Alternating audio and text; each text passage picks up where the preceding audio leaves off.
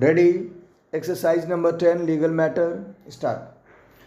Amidst weak recovery and heightened global liquidity, it is welcome that monetization of infrastructural assets is gaining speed here. Notice that the National Highways Authority of India is reportedly seeking to monetize 7,500 km of road projects for a staggering rupees 3 lakh crore by 2024 to 25. But it would be downright suboptimal to earmark the proceeds solely for building more road projects nationwide, especially if superior social and economic benefits are to be obtained by gainfully investing in, say, a rail track, an education scheme, or a health project so as to augment infrastructure across the board. Hence, the pressing need for an innovative platform for independent appraisal, multi-stage review, and time-bound approval of projects in the pipeline, akin to the gateway review process in the UK. We do need to involve multiple stakeholders in project vetting with the express purpose of chewing conflict of interest of the entities involved in project preparation, appraisal and approval. The Public-Private Partnership Appraisal Committee at the Finance Ministry surely needs a more broad-based review mechanism. A robust policy framework is called for with the requisite institutional capacity. Next paragraph. Reportedly, asset monetization at NHAI would include greenfield expressways and access controlled highways. About 18% of the 111 lakh crore infrastructure investment pipeline is expected to be in the roads sector, primarily to augment road length and safety features.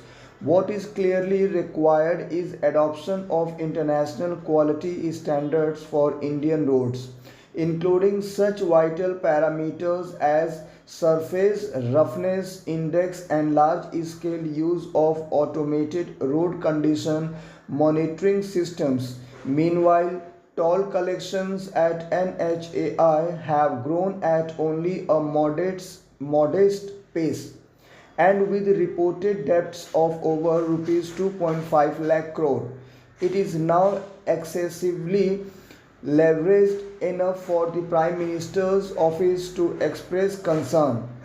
Monetizing its real estate development rights would make perfect sense. Instead of excessive debt taken, take the road less traveled NHAI. Next para. A parliamentary standing committee wanting to make the trade receivables discounting system an online factoring platform mandatory for all the arms of the central and state governments makes eminent sense. This is a necessary but insufficient condition to infuse life into the MSME sector, hit hard by demonetization, the subsequent slowdown, and then the pandemic. Already, all companies with a turnover of 500 crore have to mandatorily register on TREDS.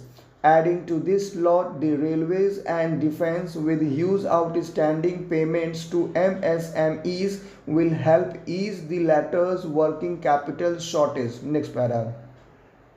Failure to come onto the TREDS platform, which puts an end to the monopoly power of large buyers vis-a-vis small vendors, must be declared an offence. The process involves small suppliers raising invoices on large buyers, with participating banks and non-banking financial companies carrying out factoring, that is, taking over the bill collection and paying small suppliers their dues upfront minus a discount pegged to the creditworthiness of the large buyer, to whom the finance provider turns creditor. Realizing the full potential of TREDS will reduce working capital costs and boost liquidity. Failure to come onto the TREDS platform, which puts an end to the monopoly power of large buyers vis-a-vis small vendors, must be declared an offense. This will ensure compliance. The total value of dues settled over the platform is estimated at over 30,000 crore. The process involves small suppliers raising invoices on large buyers, with participating banks and non-banking financial companies carrying out factoring, that is, taking over the bill collection and paying small suppliers their dues upfront minus a discount pegged to the creditworthiness of the large buyer, to whom the finance provider turns creditor. Realizing the full potential of TREDS will reduce working capital costs and boost liquidity. Stop. Thank you very much.